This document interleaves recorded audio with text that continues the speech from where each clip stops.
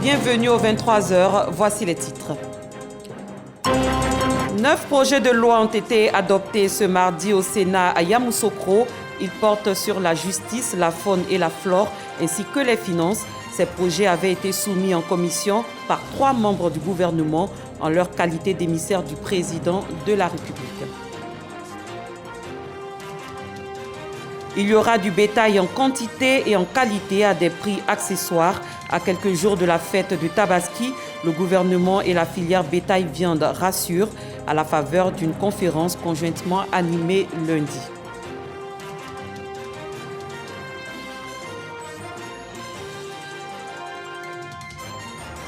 Les candidats ont débuté ce mardi les épreuves orales du baccalauréat 2024 sur toute l'étendue du territoire national. Ils se sont rendus dans leurs différents centres de composition. Ces candidats affrontent le français, l'anglais et d'autres langues vivantes. La présidente du Sénat, Kandia Kamisoko Kamara, a présidé à Yamoussoukro la séance plénière de délibération portant sur 9 projets de loi. Ils sont relatifs à la justice, à la faune et à la flore, ainsi qu'aux finances. Ces projets avaient été soumis en commission par 3 membres du gouvernement en leur qualité d'émissaire du président de la République. Kader Sogodougou. Jour de plénière au Sénat. Kandia Kamisoko Kamara, la présidente, et l'ensemble des sénateurs réunis à la Fondation Félix Houphouët-Boigny pour la recherche de la paix de Yamoussoukro, qui leur sert d'hémicycle. Ils ont à examiner 9 projets de loi. La modification du code pénal en ses dispositions sur la confiscation, sur les techniques d'enquête et saisies spéciales, la répression du terrorisme, l'entraide judiciaire en matière pénale, la création du registre des bénéficiaires effectifs des personnes morales et des constructions juridiques. Des projets de loi présentés en commission par le garde des Sceaux, ministre de la Justice et des Droits de l'Homme, Jean Sanson Kambilé. Un amendement présenté en plénière. L'article 185 de la modification du Code pénal.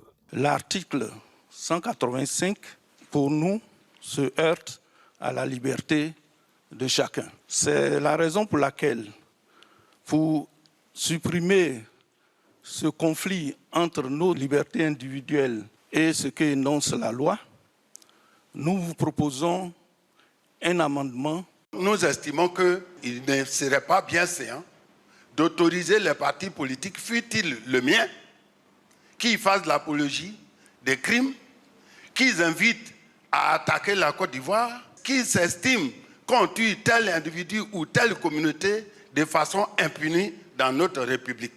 Il faudrait que les partis politiques, les syndicats, tout comme les individus, ne soient pas au-dessus de la loi de notre terre. Et pour cela, nous rejetons l'amendement qui est proposé dans sa forme telle qu'elle est expliquée. Il sera rejeté à l'issue du vote, la majorité ayant opté pour un non-amendement. Pour la présidente du Sénat, la Côte d'Ivoire reste attachée à la démocratie.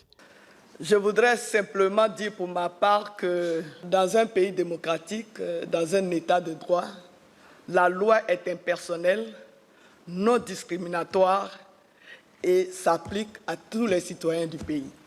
Les projets de loi portant gestion de la faune, protection de l'éléphant en Côte d'Ivoire, au commerce international des espèces de faune et de flore sauvages menacées d'extinction, présentés en commission par le ministre des Eaux et Forêts, Laurent Tiagba, et enfin, la ratification du projet de loi sur la lutte contre le blanchiment de capitaux, le financement du terrorisme et de la prolifération des armes de destruction massive soumis par le ministre du Budget et des Finances, Adama Coulibaly. L'examen minutieux, article par article, va permettre à la plénière de les adopter. Dans la plupart des pays africains, la participation des populations et opérateurs locaux dans les industries extractives sont dans une proportion marginale. En Côte d'Ivoire, le gouvernement a adopté une loi qui vise à faciliter l'implication des entreprises et des acteurs locaux dans le tissu industriel des secteurs gaziers et pétroliers sur toute la chaîne des valeurs. C'est le contenu local. Le nouveau texte de loi fait obligation aux titulaires des contrats pétroliers d'accorder la priorité des emplois nationaux et de prévoir des programmes de formation pour permettre à ce personnel d'acquérir le niveau de qualification requis pour accéder à tous les niveaux de responsabilité du secteur.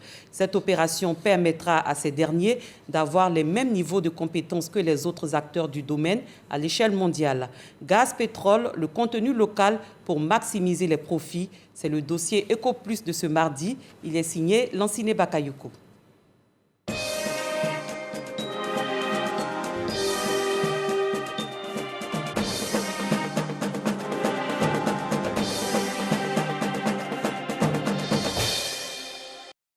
En Afrique, dans les industries extractives, plusieurs études démontrent que le niveau du contenu local est inférieur à 20%, contre 70% au Brésil et en Malaisie, et environ 60% en Norvège. Ces chiffres intègrent les aspects liés notamment aux achats et prestations de services, ainsi qu'aux retombées locales.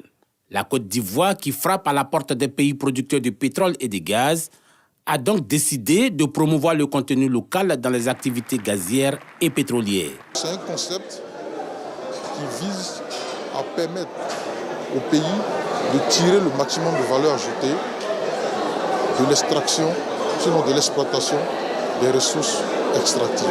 Sur les plateformes gazières et pétrolières ivoiriennes, le contenu local vise donc à atteindre des objectifs spécifiques, incluant la participation des acteurs locaux dans l'ensemble des chaînes des valeurs. Le développement d'une main-d'œuvre locale qualifiée à tous les niveaux du processus d'exploitation gazière et pétrolière est le point de départ. Le secteur des hydrocarbures est un secteur qui emploie donc, je dirais, tous les corps de métier.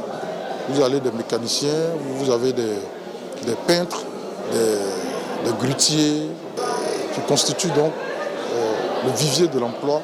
Bien plus, les compagnies pétrogazières présentes en Côte d'Ivoire sont désormais tenues d'accorder la préférence aux sociétés ivoiriennes concernant les activités de sous-traitance, de prestation de services et de fourniture de biens.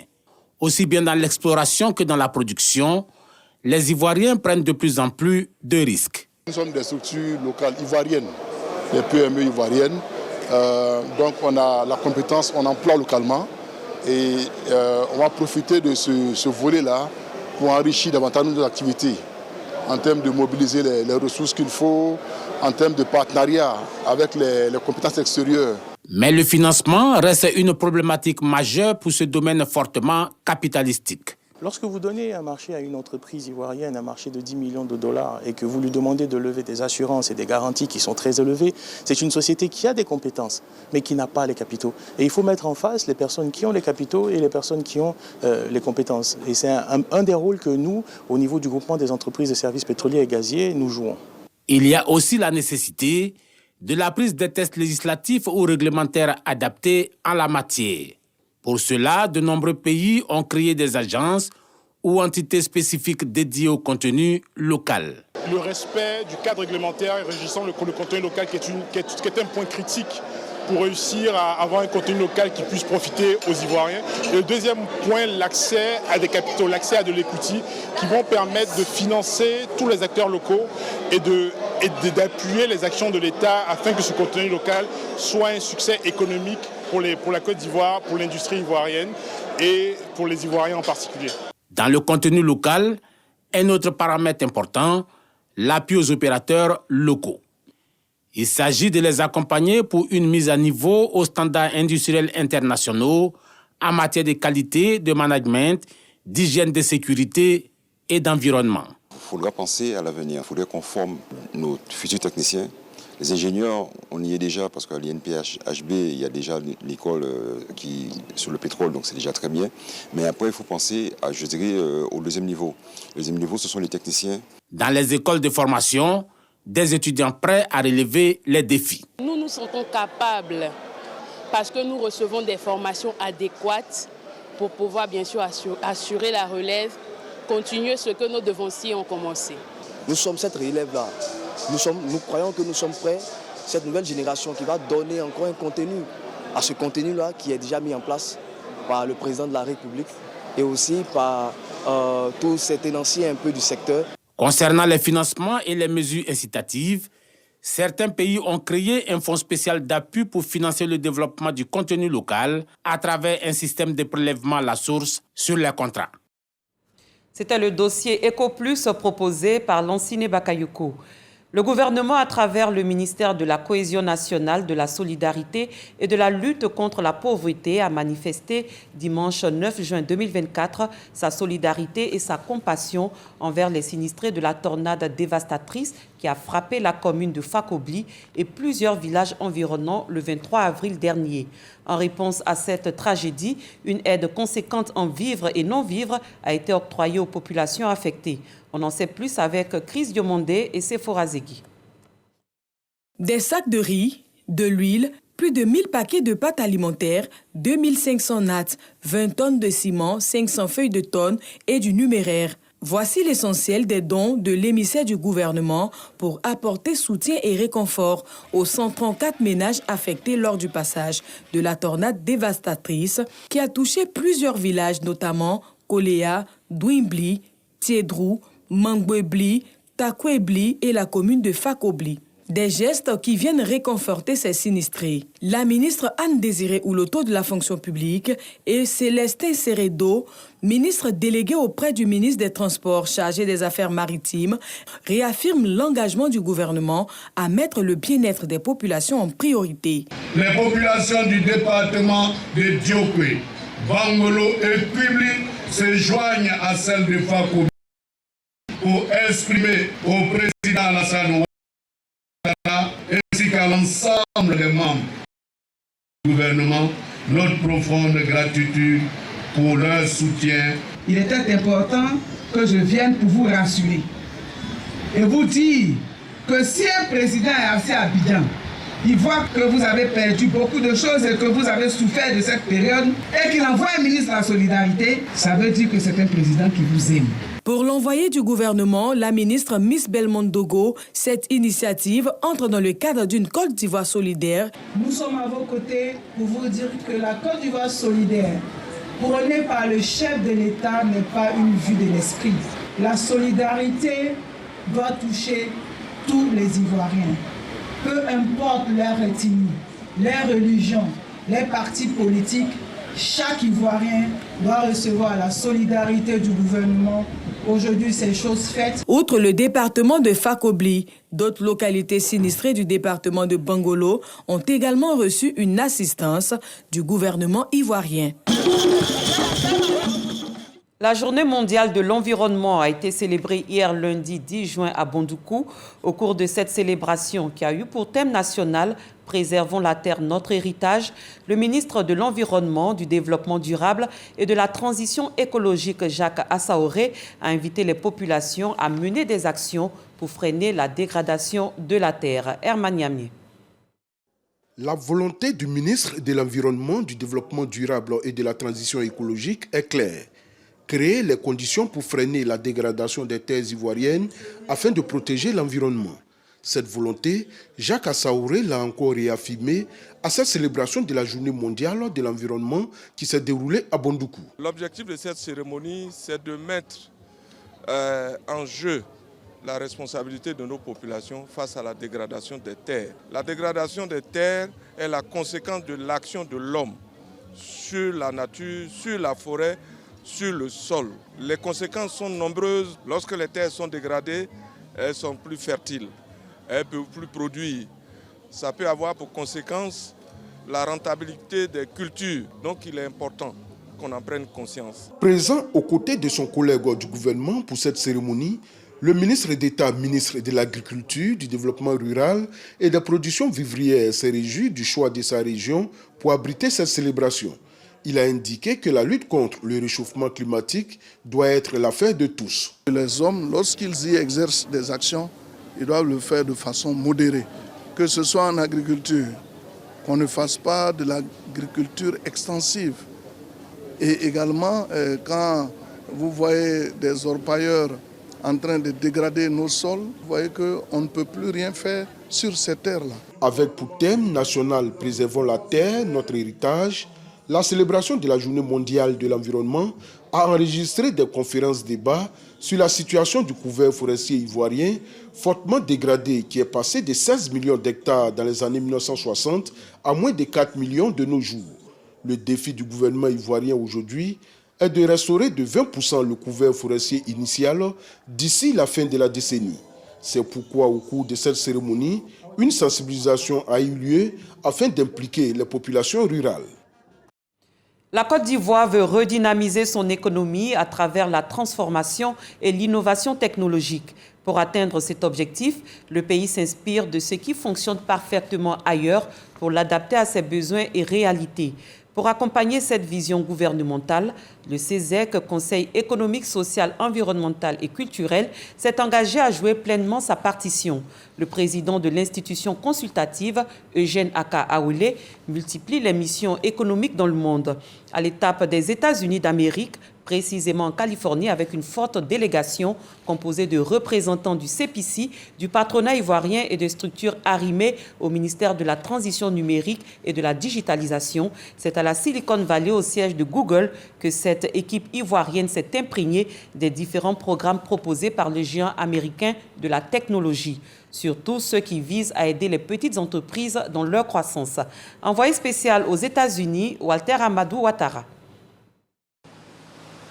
Cette mission économique, conduite par le CESEC, Conseil économique, social, environnemental et culturel, vise à explorer toutes les pistes de solutions capables d'aider les petites et moyennes entreprises ivoiriennes. Également, renforcer les relations entre les acteurs de la Silicon Valley et la Côte d'Ivoire. Tenue en Californie, la mobilisation à laquelle est associé le Centre de promotion des investissements en Côte d'Ivoire, CEPICI, le VITIB, Village des technologies de l'information et de la biotechnologie, les communes et régions au siège de Google, ainsi que plusieurs structures engagées dans la politique de la transition numérique et de la digitalisation en Côte d'Ivoire. Une mobilisation facilitée par l'ambassadrice des États-Unis dans notre pays. Des programmes liés à l'intelligence artificielle sont passés au peigne fin. Donc nous avons échangé des outils des dernières générations et de voir comment on peut vraiment créer l'écosystème et l'environnement en Côte d'Ivoire pour être le hub de l'innovation en Afrique de l'Ouest. Le chef de cette délégation, le docteur Eugène Aka Aoulé, soutient que les autorités ivoiriennes sont conscientes de l'enjeu actuel. La Côte d'Ivoire va donc se doter d'outils nécessaires en matière d'innovation technologique pour booster son économie. Les problèmes de développement doivent être traités dans un cadre imaginatif et que les conditions sont de plus en plus réunies pour que la Côte d'Ivoire rentre de plein pied dans les technologies de transformation, de plein pied dans les innovations, avec toutes ces intelligences qui sont représentées ici. La plupart de ces intelligences ont fait leurs études aux États-Unis, donc sont parfaitement imprégnés de ce qui se passe dans ce pays. Donc nous sommes confiants que la Côte d'Ivoire peut compter sur ses fils pour avancer dans son développement. Le programme With Google dans le domaine de la technologie a permis de former 7 millions de personnes en Afrique. Tout le long de la semaine, les rencontres et échanges seront intensifiés avec des centres incubateurs et des startups chevronnés afin de tirer meilleur profit pour la Côte d'Ivoire. La Côte d'Ivoire participe à la 112e conférence internationale du travail à Genève en Suisse. Plus de 4000 participants venus de 187 États membres sont à ce forum mondial de discussion sur les principales questions sociales et du travail. Ce mardi 11 juin, le ministre de l'Emploi et de la Protection sociale s'est adressé à la tribune du Palais des Nations Unies. Adama Kamara a mis en lumière la politique sociale du gouvernement et les efforts déployés pour garantir les droits des travailleurs. Plusieurs délégations de centrales syndicales participent également à ces assises. Serge Koleya est notre envoyé spécial en Suisse. La Côte d'Ivoire a adopté un système de protection sociale au service des populations, une politique œuvrant pour une société juste et solidaire et garantissant le respect des droits humains et la dignité des travailleurs. Dans sa déclaration à la tribune de la 112e conférence internationale du travail au Palais des Nations, le ministre de l'Emploi et de la Protection sociale note la ratification au niveau international de 10 conventions fondamentales de l'OIT. Cette approche est en phase avec la vision du président de la République de Côte d'Ivoire, son Excellence, M. Alassane Ouattara, qui promeut une société plus juste et solidaire qui ne laisse personne de côté. Il me plaît de rappeler que le gouvernement n'a eu de cesse de poursuivre les grands chantiers de développement à travers la mise en œuvre de nos différents plans nationaux de développement et de programmes sectoriels dédiés, entre autres, aux questions sociales et à la jeunesse. Ainsi, la mise en œuvre de 2 cycles du programme social du gouvernement et de la première phase du programme jeunesse du gouvernement ont permis de réaliser de véritables avancées. Dans le cadre du renforcement du contrat social basé sur la solidarité agissante, la Côte d'Ivoire a entrepris d'importantes réformes visant l'extension de la couverture sociale. Maître Adama Camara cite le régime de retraite complémentaire au profit des fonctionnaires et agents de l'État, le RSTI, le régime social des travailleurs indépendants et la généralisation de la couverture maladie universelle qui enregistre à ce jour 13 millions de personnes enrôlées. À fin 2024, l'objectif est d'atteindre 20 millions de personnes enrôlées sur une population de 30 millions. Ces avancées ont été possibles grâce au dialogue social inclusif et constructif que la Côte d'Ivoire a su maintenir entre les différents mandants tripartites. Mon pays entend poursuivre ces initiatives louables, d'où notre choix d'élaborer et de mettre en œuvre un 3e cycle de programme pays pour la promotion du travail décent pour la période 2023-2027. Maître Adama Camara a réaffirmé l'engagement de la Côte d'Ivoire à faire avancer la justice sociale pour tous. Il a appelé toutes les parties prenantes à être solidaires en vue de renforcer la coalition mondiale pour la justice sociale. Vous venez de le voir, le ministre de l'Emploi et de la Protection sociale, Adama Camara, s'est adressé à la tribune du Palais des Nations. Ce mardi marque le premier jour des épreuves orales du baccalauréat session 2024. À Boaké, 16 920 candidats des DREN 1 et 2 sont répartis dans les centres d'examen de la région de Béké. Le français, l'anglais et les langues vivantes sont les épreuves auxquelles seront évalués ces candidats. Jean-Yves Zadi, Soro Corona. Lycée moderne TCF de Boaké, premier jour des épreuves orales du baccalauréat session 2024. Les candidats consultent les listes de présence avant de se diriger en salle face aux examinateurs. Laetitia est confiante après son passage à l'oral d'anglais. What's the text about? The text about the praise of Gaza et Baï. Je suis toujours confiante parce que je sais qu'il y a plusieurs épreuves encore qui m'attendent et à travers ces épreuves, je peux donner le meilleur de moi-même et pouvoir obtenir mon examen. Comme elle, Moussa est satisfait de sa performance effectuée au cours de son passage pour l'oral d'espagnol. C'était très abordable. Je pense bien que je me suis en sorti. Un niveau de langage jugé abordable par les enseignants. Pour l'instant, les 2 premiers candidats que j'ai eus, ça va pour l'instant. Elles sont bien défendus. Ceux qui sont déjà là arrivent à bien se comporter pour répondre aux questions. Je ne peux pas rentrer dans les notes que j'ai données. Selon les responsables du centre, tout est mis en œuvre pour faire respecter les consignes de la ministre Mariatou Koni. La tricherie ne sera pas tolérée. Voilà, parce que depuis lors, les messages passent, même à travers vos médias, les messages passent. Vous voyez, il y a même quelques portables qui ont été pris. Ici même, on a des caméras un peu partout, voilà, qui sont déjà reliées même depuis la déco. Dès qu'eux aussi constatent des irrégularités, ils vont nous appeler. Au total, ils sont 16 920 candidats des DRENA 1 et 2 de la région du Béké qui frappent aux portes des universités publiques et privées ainsi que des grandes écoles de Côte d'Ivoire. Les épreuves écrites du baccalauréat session 2024 démarrent le mardi 18 juin 2024. Bonne chance aux différents candidats. Plus de 2 mois après la fête de Ramadan, la communauté musulmane de Côte d'Ivoire va célébrer le dimanche 16 juin 2024 la fête de l'Aïd el-Kébir, la fête du sacrifice ou la Tabaski. C'est ce qui ressort de la déclaration faite ce mardi à Bégerville, au siège du COSIM, par les responsables du Conseil supérieur des imams, des mosquées et des affaires islamiques en Côte d'Ivoire et ceux du Conseil des imams sunnites en Côte d'Ivoire, AMSI Codis. Déclaration recueillie par Pargasoro Kone de Madongi.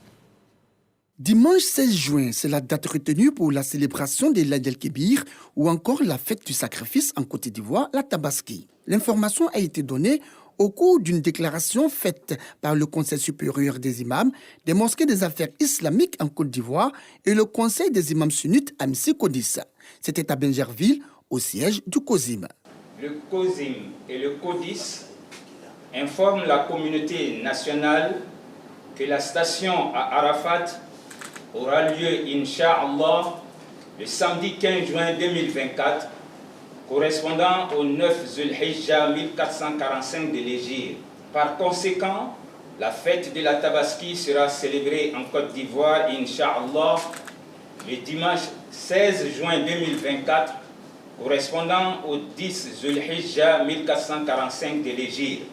L'Aïd el-Hadha, la Tabaski, la grande fête de la communauté musulmane, a lieu le 12e mois du calendrier hégérien après Waqfa Arafat ou la station sur le mont Arafat qui marque la fin du Hajj, le pèlerinage à la Mecque, 5e pilier de l'islam en terre sainte d'Arabie Saoudite.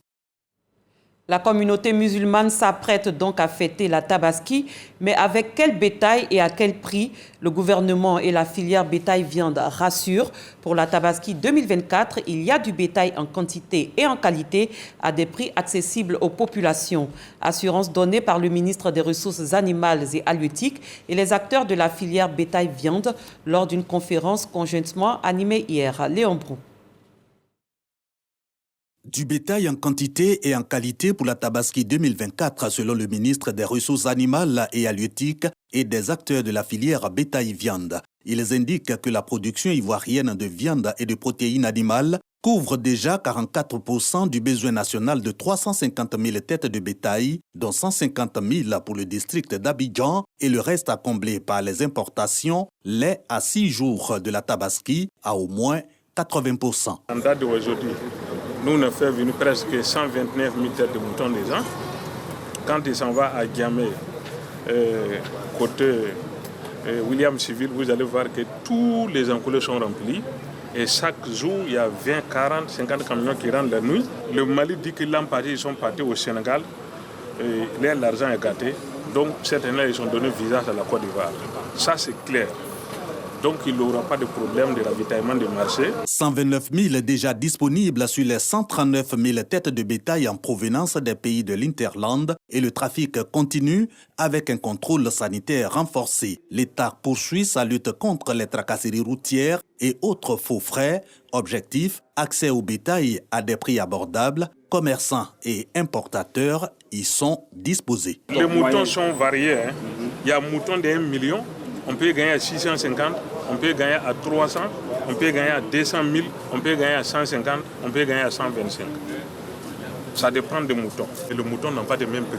Sur les points de vente du bétail de la Tabaski en Abidjan, acteurs de la filière et tutelle saluent conjointement la délocalisation du parc à bétail de Port-Boué à Adjamé. Pour être complémentaire de cette mesure initiée par le district autonome d'Abidjan, nous avons fortement recommandé, et ceci a été acté par M. le Premier ministre et instruit, la multiplication de d'autres sites de vente. Donc probablement, nous assisterons à l'ouverture des sites spécifiques de Treichville, de Cocody, à Tékoubé, à Niama, etc.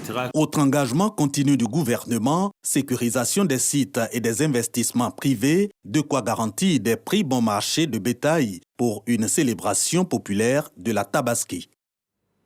En sport football, après 3 victoires, les éliminatoires de la Coupe du Monde 2026, la Côte d'Ivoire a fait un match nul sur un score de 0-0 ce mardi lors de son déplacement face au Kenya pour la 4e journée de ces éliminatoires.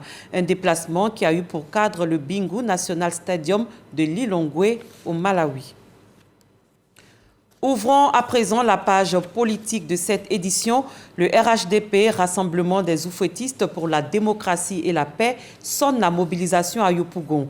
La coordination régionale du parti, dans la plus grande commune du pays, a tenu sa première réunion.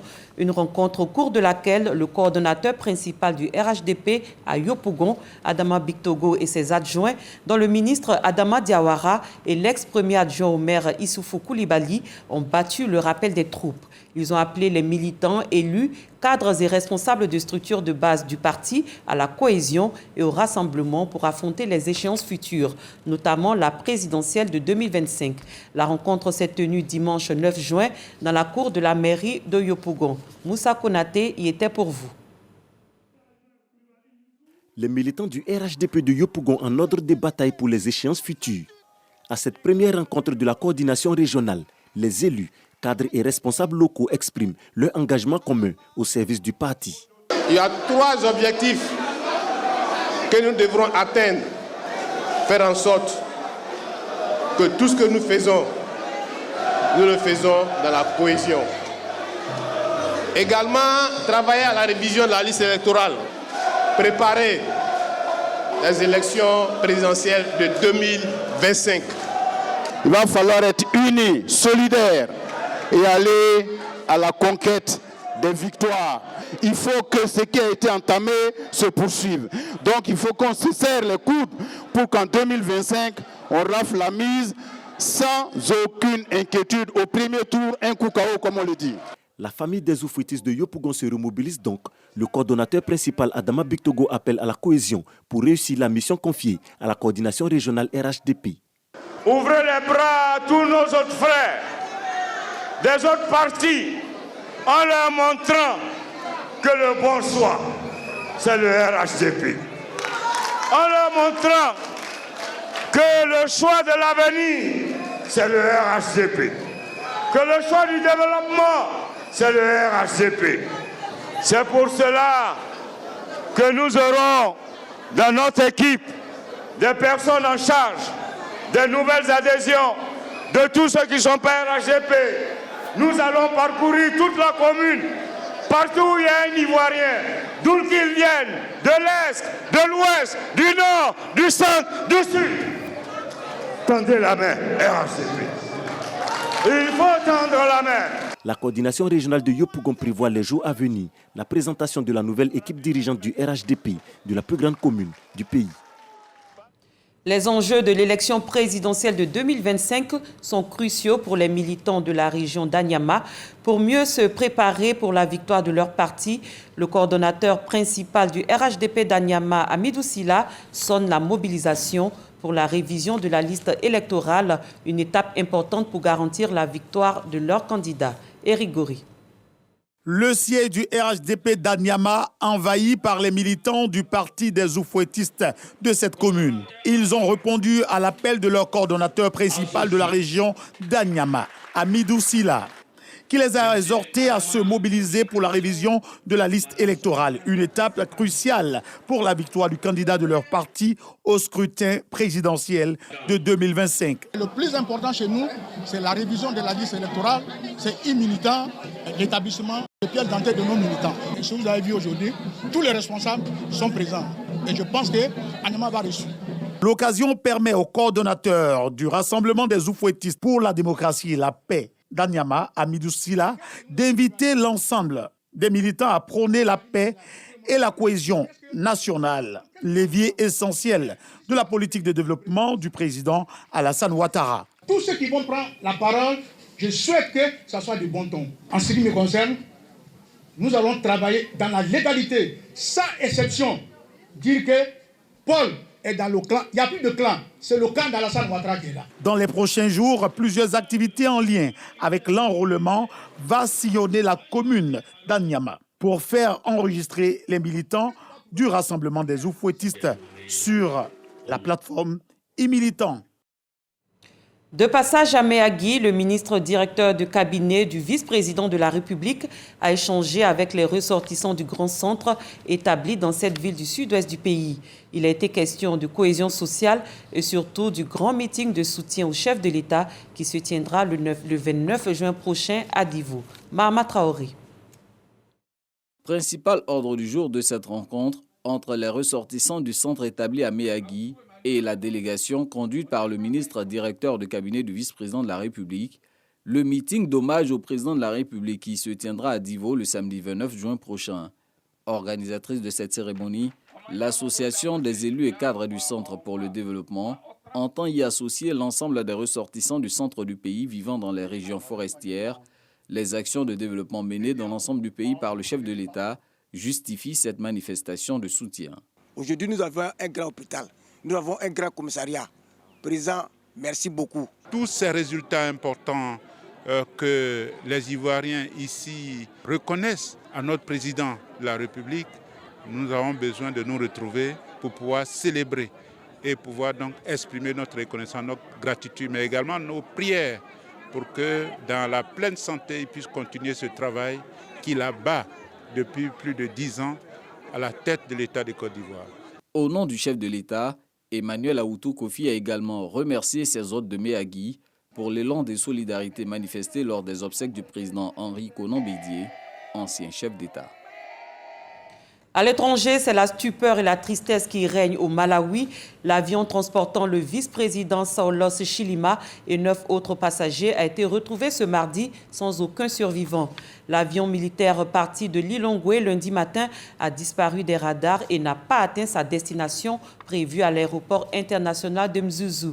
En la mémoire des disparus, le président Lazarus Chakwera a décrété un jour de deuil national et la mise en berne des drapeaux jusqu'au jour des funérailles. Saulos Chilima, 51 ans, allait représenter le gouvernement aux funérailles de l'ancien ministre Ralph Kassambara, décédé il y a 4 jours. Cette édition est à son terme. Merci de votre attention.